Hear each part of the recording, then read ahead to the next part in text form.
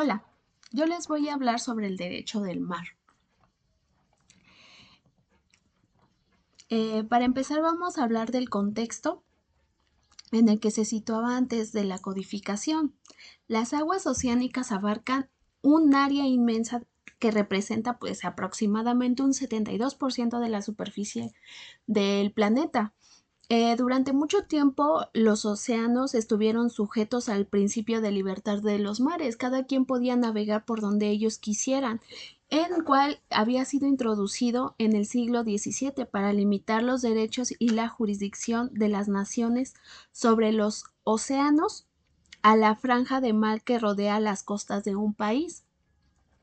El resto del mar fue declarado territorio libre porque en realidad no podían limitar esa parte para cada uno de los países. Las normas relativas al derecho internacional del mar fueron de carácter, pues generalmente consuetudinario. Eh, Tiempo después, a mediados del siglo XX, surgió la necesidad de extender los derechos nacionales sobre los recursos del mar. Como resultado, los navíos de las potencias marítimas empezaron a competir por mantener su poder en las aguas mundiales e incluso debajo de estas gracias a la tecnología submarina. Hasta la primera conferencia de las Naciones Unidas sobre el derecho del mar celebrada en Ginebra el 24 de febrero al 27 de abril de 1958, participando en ella pues muchísimos países, entre ellos pues en realidad nada más fueron 86, pero en realidad eso no sirvió de mucho porque no quedaron nunca de acuerdo y no quedaron resueltas algunas cosas que quedaron como lagunas por el solo hecho de que todos buscaban pues obviamente su interés. Eh, no fue hasta que en la Convención del Derecho del Mar de 1982, en donde fue adoptado el proyecto definitivo, en el cual varios se oponían porque iban en contra de sus intereses y obviamente no les favorecía del todo la Convención sobre el Derecho del Mar, la cual es algo más que un conjunto de normas de un tratado multilateral, lo cual era necesario en ese entonces. Una auténtica codificación de una costumbre internacional que se formó aceleradamente en los últimos años y que fueron acercando posiciones y permitiendo el desarrollo de prácticas de los estados en torno a posturas comunes que pues obviamente no se habían concretado. Eh, en, la, en la convención de, 1982, eh, es un largo documento en realidad de 320 artículos, agrupados ahí viene en 17 partes, además hay 9 anexos. En la siguiente se muestran los temas en los que se estructura. La misma entró en vigor el 16 de noviembre de 1994 y es considerada la Constitución de los Océanos y es uno de los tratados más importantes de la historia.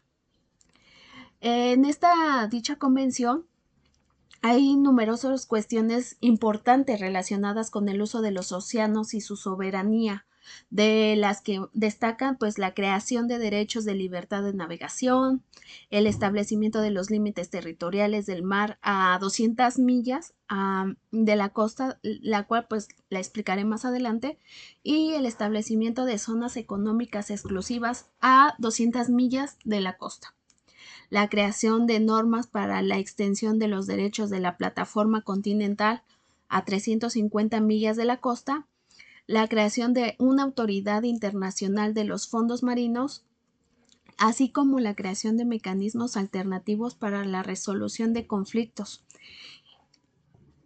En la siguiente vamos a hablar sobre el territorio del Estado. El territorio marítimo del Estado es el que está compuesto del territorio terrestre y el espacio aéreo, como se muestra pues aquí en la diapositiva, lo cual no se abordará por el dominio del espacio aéreo más que el territorio terrestre. el cual está integrada por el mar nacional y el mar territorial. El mar nacional comprende lo que establece la Ley Federal del Mar en su artículo 34, que dice que son aguas interiores aquellas comprendidas entre la costa y las líneas de base, y en las cuales emana, pues aquí como lo vemos, la parte del Golfo de California, las bahías internas, los puertos, las aguas internas de los arrecifes y las desembocaduras o deltas de los ríos, lagunas, estuarios permanentes o itinerantes del mar. El mar territorial, obviamente, es el espacio marítimo situado entre el mar nacional y la zona contigua. Todo esta tiene derecho a establecer la anchura de su mar territorial hasta el límite de 12 millas marinas, que es uno de los que México lo estableció en ese límite en un decreto del 9 de diciembre de 1969. Bueno, en la siguiente diapositiva se muestra cómo está dividida. En la parte inferior se muestra de color café, ese es el territorio, en donde se encuentran las aguas nacionales o también llamadas aguas interiores. Aquí se encuentran las bahías, los puertos, las aguas internas de los arrecifes y las desembocaduras de los ríos y de las lagunas. Ahí se marca la línea base de donde se tomarán las siguientes 12 millas del mar territorial del que sigue teniendo jurisdicción el mismo estado. A partir de ahí se toman las siguientes 12 millas, las cuales equivalen a la zona contigua, o también llamada en la convención como mar adyacente. Y de la zona económica exclusiva es la que abarca las 200 millas a partir de la línea base. Algo también muy importante es la regla del paso inocente, que es el que tienen derecho todos los buques extranjeros por el mar territorial.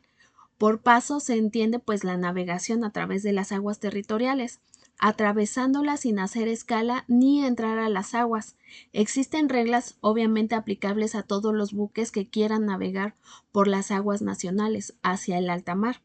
El paso debe ser rápido e interrumpido, pero contra este requisito no van la detención ni el fondeo, en la medida en que constituyan incidentes, normas de la navegación o sean impuestos al buque por fuerza mayor o dificultad grave. Se considera que el paso no se califica de inocente, pues en realidad cuando hay amenaza o uso de la fuerza contra el Estado costero o de cualquier forma que vaya contra el derecho internacional, practicar con armas o búsqueda de información que afecte la seguridad de un estado costero o actos de propaganda hostil, lanzar o recibir o embarcar aeronaves. Y por mi parte, eso sería todo en torno al derecho del mar.